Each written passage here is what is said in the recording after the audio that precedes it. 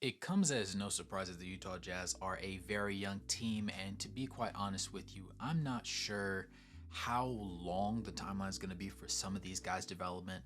But with that being said, I have come to see that one person in particular, at the very least, through summer league basketball and even going into the preseason, has seemed to adjust well to their new role.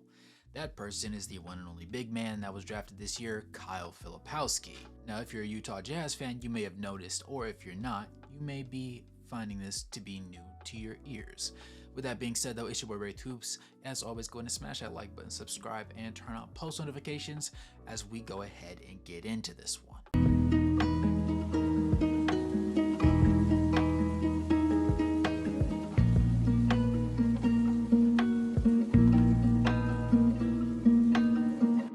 The Utah Jazz are now coming off of their second preseason win, going 2-0 thus far, beating the New Zealand Breakers, and most recently, and more impressively to be quite honest, the Houston Rockets by a score of 122 to 113, in which Kyle Filipowski saw only 10 minutes of action, to be quite honest with you. He did have 9 points, had 5 rebounds, and actually shot 3 of 4 from beyond the arc.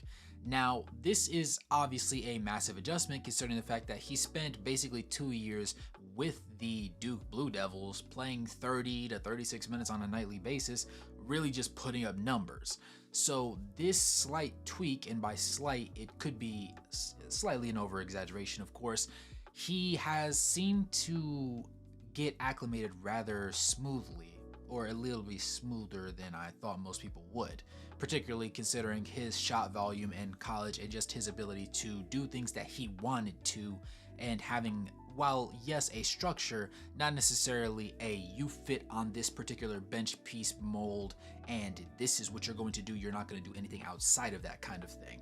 And really that's what the season's going to be about for him. I think he will spend some time in the G League perhaps, but more than anything, his shooting is going to be the key to unlocking minutes for himself this season, as well as his defensive overall presence.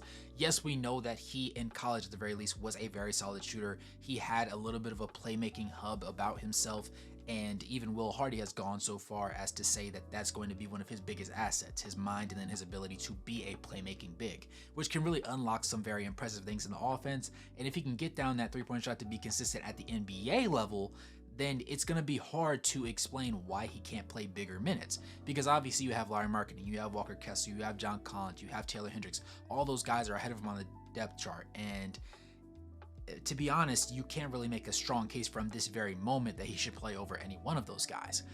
But if in limited minutes he's able to produce a substantial sample size, I see no reason why he won't be able to do it on a much grander stage, and why we wouldn't find minutes for him later on, especially when you have certain games where certain players are either suggested to sit out, or if they come down with some soreness, some back pain, or whatever possible injury we might end up seeing on the reports this season. Of course, as the Jazz are expected to be tanking, but with 7 guys under 20, you got to find a way to get some of these guys some minutes, and some of these guys a lot more minutes. Obviously, Keontae George has been showcasing his improved intelligence at the point guard position, but I think Kyle Filipowski might be an underlying scheme of somebody that may not have a major impact this particular year, but as time goes on, I think I actually expect, to be quite honest, the most from him as far as versatility goes. Yes, Cody Williams is our highest draft pick, and it makes sense. Isaiah Collier is a little bit turnover prone right now, and he might be more of a project player out of all 3 of them.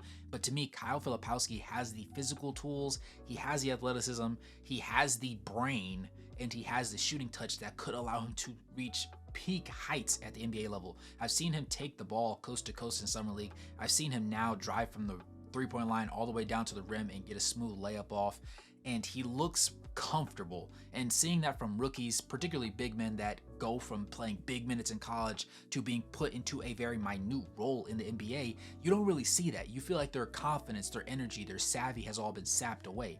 And for him, it's just quite honestly not that. I would argue that he just took all that power that he had and shoved it in a bottle like it was lightning, and now he's just slightly uncorking it whenever he ends up on the floor. And in the most recent game, of course, that was just in the 4th quarter, and he even acknowledged the fact that it is an adjustment for him.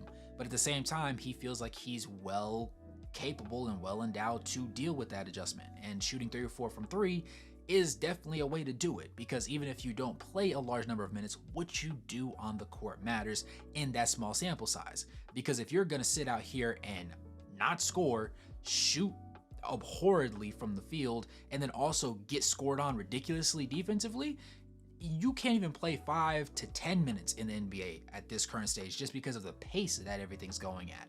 So for him, I think that size won't necessarily be a problem, but how he plays defense. I think technically, from a technicality standpoint and just how he moves and how he thinks defensively, will need a little bit of tweaking the most as far as his game is concerned to me, and everything else just has to kind of get dragged and dropped upscaled, obviously, to the NBA level. Playmaking is decent at the college level. It gets better. It's more difficult at the NBA level, so he has to get a little bit more cerebral with the reads that he makes. I think he can do that. Shooting in high school, shooting in college, those are going to be a little bit easier than it is in the NBA. Everybody's really as long as you, if not longer than you. Everybody can contest shots. Everybody can close out really fast. Every open shot is not really an open shot. So the question will be, can he replicate performances like this in the regular season, and how often can he do it? Because to be quite honest, I think that you could have another situation of a Taylor Hendricks that's more obviously offensively oriented than defensively oriented, but at the same time, he could provide so much upside that it will be really difficult to explain why you can't find a place for him on the court. And at the same time, that's a really good problem to have, but it's also a really rough one, because guys get disgruntled when they're losing minutes. And if you say the Jazz don't end up being able to trade John Collins, or they don't end up able to trade guys like Jordan Clarkson this season, and let's say they want to trade Colin Sexton because they love what they're seeing out of Keontae George, but they feel like Colin Sexton has enough offensive upside to be valuable to a contending team, and they want to switch him out for draft picks and just go all in on the young core plus Lowry, right? They're gonna need some way to make that happen. But if they can't get those trades off, or somebody's value isn't high enough to get what Danny Ainge really wants and what Justin Zanuck and that front office really want, then we're gonna be stuck with a large cast of guys that are all deserving, but all might not feel comfortable just sitting on the bench at times. Now, this is obviously just a thought, but it does deserve a little bit of consideration, I would say, for myself personally. And I think that Kyle Filipowski is going to be a big time decision maker for this team as far as when things go 2, 3, 4 years down the line, because I think in about 3 years, we're really going to see who he is as a player. I think this year we're going to see him get his feet wet. We're going to see him make mistakes. He's going to shoot 0-4 from the field. He's going to shoot 1 of 6 from the field. We're going to see a couple of those performances. But at the same time, a 3 for 4 from three-point range isn't too crazy, in my opinion of him.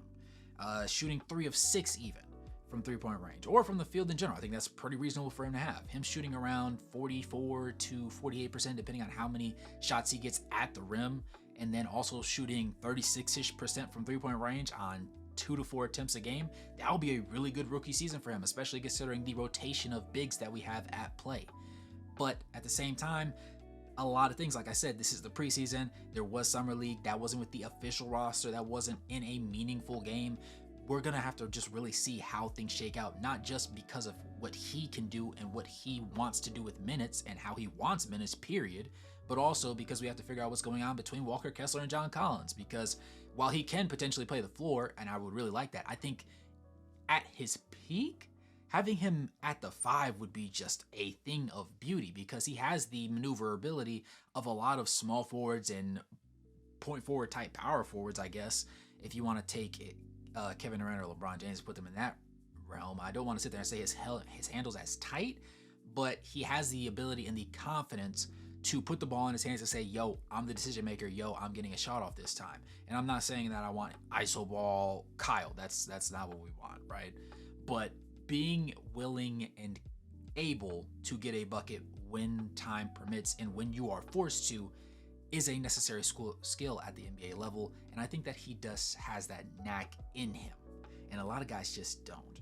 But again, I could possibly be proven wrong. I hope I'm not, but nevertheless, let me know what you guys think in the comments below. As always, I'm interested to hear what you have to say. Is there another person? I know I want to do a video about Johnny, because he's actually been showing some things, interestingly enough, and in the last waning games of last season, I didn't want to admit it, but he was shooting pretty well from the field. And so I might have to delve into a little bit of the numbers for him if he has another solid game shooting from beyond the arc. With that being said though, let me know what you guys think in the comments below. It's your boy Wraith Hoops. Go ahead and smash that like button, subscribe, turn on post notifications, become a member, or drop a donation to help support the content. And as always, good morning, good evening, and good night, no matter where you're in the globe watching. Thanks for tuning in, and I'll catch you guys